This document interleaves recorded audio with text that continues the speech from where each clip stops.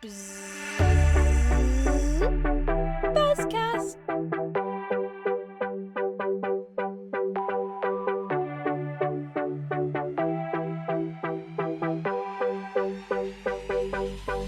The Navigating Through Digital Payments Alliance project team has been working for over a year on studying cryptocurrency and digital assets, including use cases, process flows, and underlying technology.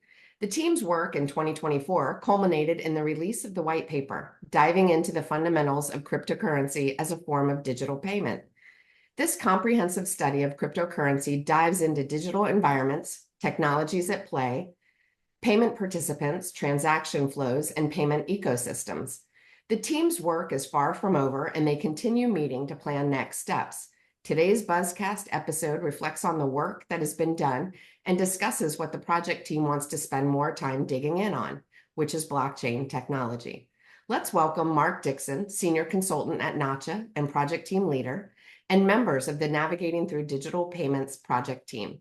Chris Colson, payment expert at the Federal Reserve Bank of Atlanta, Jim Maimoni, SVP at Citizens Bank, and Kishan Gajar to the discussion. Let's start out by reflecting on the white paper. Can you all share one insight you gained from working on the white paper? Yes, Jennifer, thank you. This work group and the white paper have been labors of love for me. When I originally proposed this work group, it was because I saw a vision in which digital and physical experiences converge, changing the nature of how we operate as people. This is a concept I actually first started to explore when I completed my undergrad and was taking a future society focused class.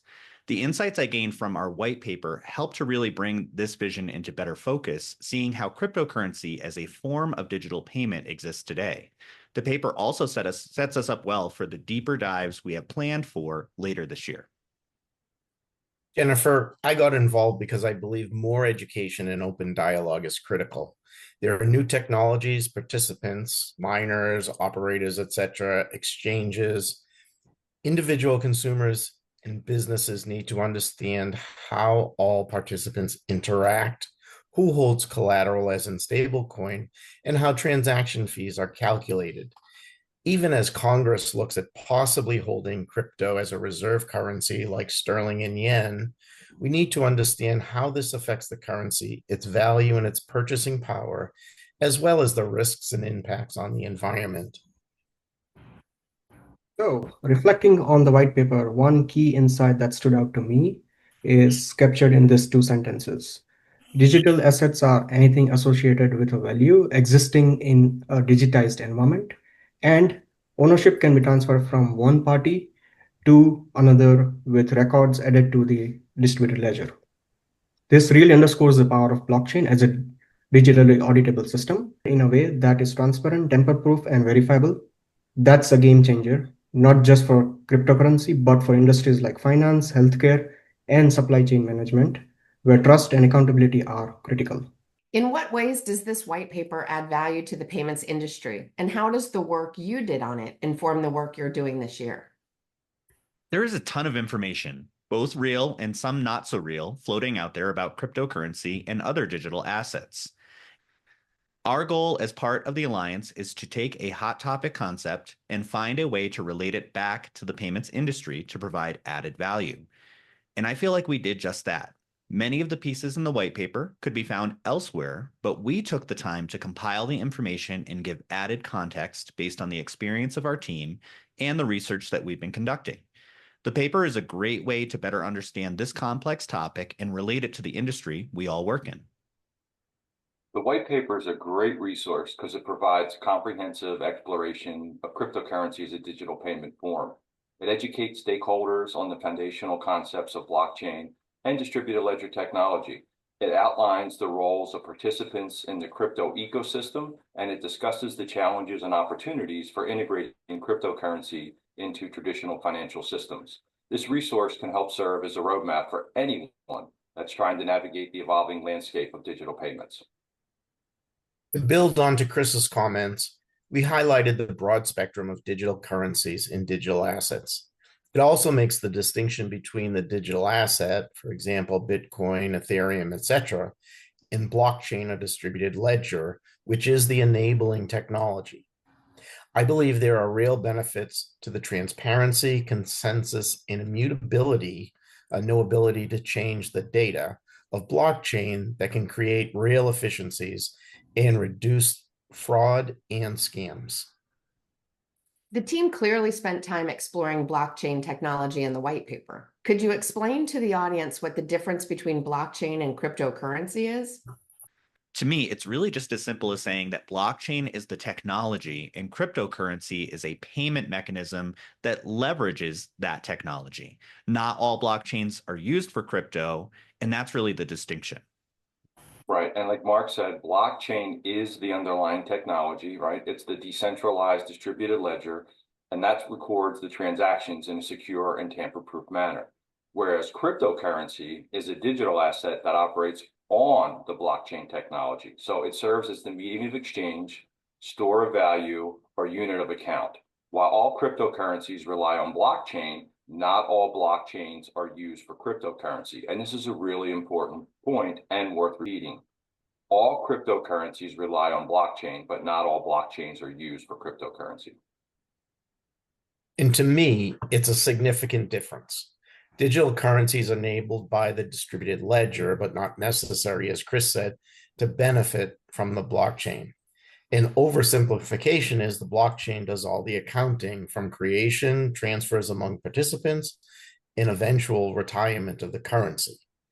The blockchain, a distributed ledger, can also be used to secure real world assets, sometimes referred to as RWAs, like real estate and automobiles and similar assets that depend on a reliable and secure transfer of ownership. The game changer could be securing the custody that will create real economic benefit for government entities, businesses, and individuals. Another way to think about is to compare blockchain to a bank account. It stores value digitally, just like your bank does. However, the key difference is that while your bank is controlled by a centralized institution, blockchain operates on a decentralized network, meaning no single entity has control over it. Once you understand that, cryptocurrency becomes easier to grasp. It's essentially the form of money that moves across this decentralized network, similar to how cash moves through the traditional banking system. Could you spend a little more time explaining the structure of a blockchain, including the different types and security considerations?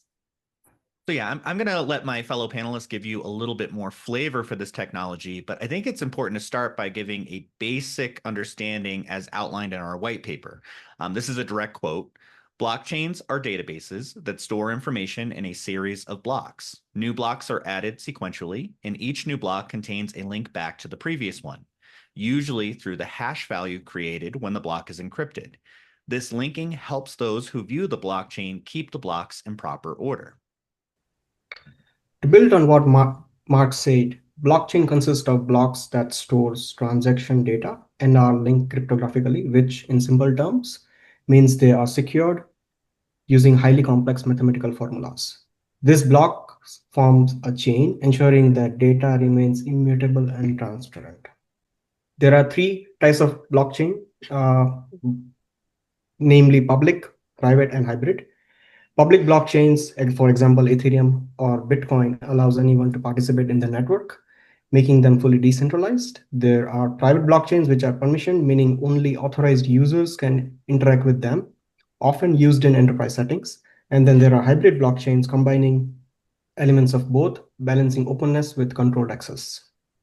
Like Kassan said, there are three main types: public, and that's open to all; private, which is restricted to specific participants; and then consortium, which is governed by a group of organizations.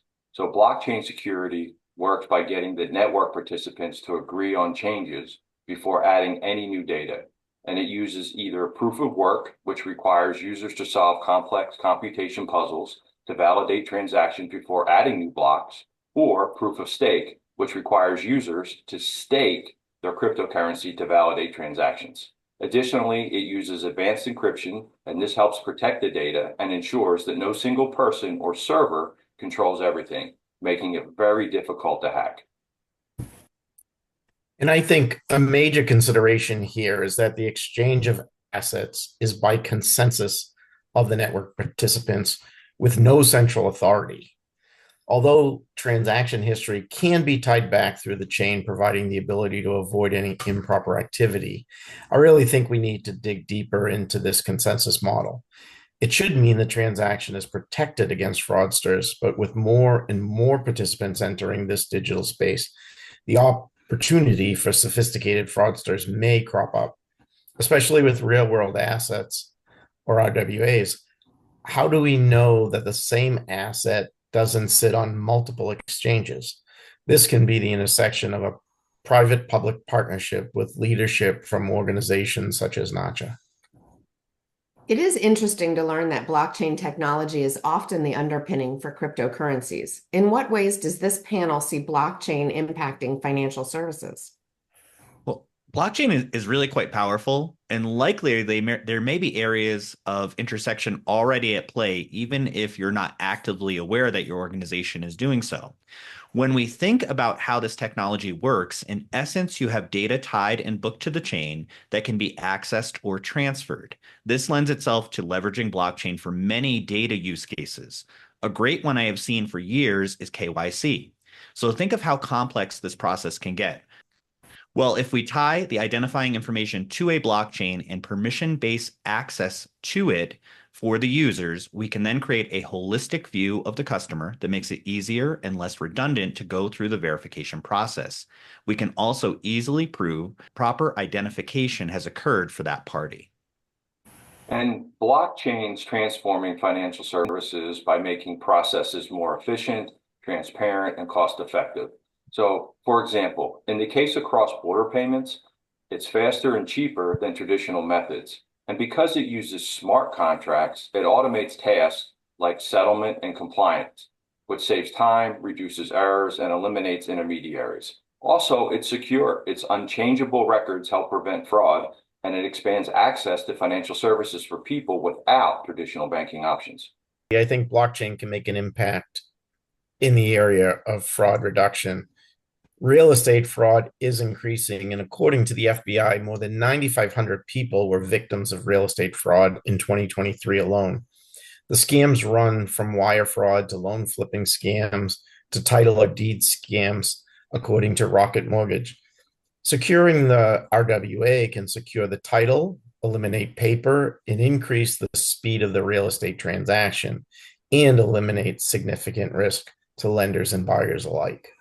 Any financial service that currently acts as an intermediary between two parties can benefit significantly from blockchain technology. By removing unnecessary middlemen, blockchain reduces transaction costs, making financial services more efficient and affordable for end users. Beyond cost reduction, blockchain introduces several powerful innovations that goes beyond traditional financial systems, namely smart contracts. Think of smart contracts as self-executing legal agreements stored on the blockchain. This contracts automatically triggers actions when predefined conditions are met, just like an escrow service, but without the need for a third party. This reduces delays, enhances security, and ensures transparency in agreements such as insurance claims, loan disbursement, and supply chain settlements. The second is the tokenization of assets. Blockchain allows real-world assets such as real estate, stocks, or even legal agreements to be tokenized, meaning they can be presented digitally on a blockchain. Consider mortgages, for example, instead of relying on stacks of paperwork and intermediaries. Mortgages agreement could be securely stored on blockchain with a fully auditable history. This would streamline the property transfers, enhance trust, and make legal agreement easier to enforce. Thanks for a great discussion. Before we wrap up, could you spend a few minutes explaining what your project team is currently focused on and what we should expect to see as a result this year? Absolutely. I'm really excited about the work we have planned for this year. Our team is highly engaged in talking about some really interesting things.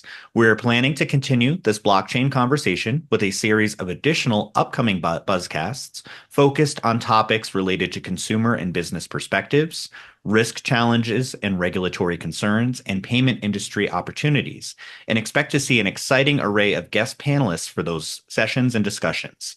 In addition, our group is developing more information related to cryptocurrency use cases in a consumer education pamphlet. We also have survey results to share about crypto governance and customer monitoring, which we plan to share out soon. More education. As the digital payments environment continues to evolve, this work group remains dedicated to delivering valuable insights and fostering a deeper understanding of how cryptocurrency is shaping the future of financial transactions. So stay tuned for more updates from our team. And I'm looking forward to the project team's work, looking deeper into the specifics of digital currencies, especially where Washington will look at including them in their reserves, learning more about the consensus model, the decentralized authorities' impact on that environment, and digital versus real world assets, and how they may impact risks like money laundering, fraud, etc., and where policymakers are heading to enable the technology and educate and protect individuals. Admittedly, it's a pretty big agenda.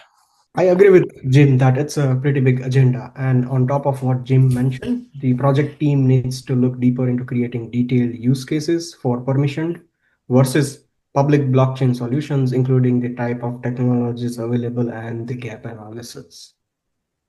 Great, thank you. Such an interesting conversation and another great example of the amazing work happening in the Alliance and from the Navigating Through Digital Payments project team. Thank you to the panel and to all of you, our listeners, for being a part of the conversation today. And keep an eye out for future blockchain-related and other insightful Buzzcast episodes we have planned this year. Thank you for watching Buzzcasts, a program of Nacha's Payments Innovation Alliance. Buzzcasts are for informational purposes only, and its contents do not constitute legal or financial advice. Opinions expressed are not necessarily the views or positions held by Nacha. All rights reserved.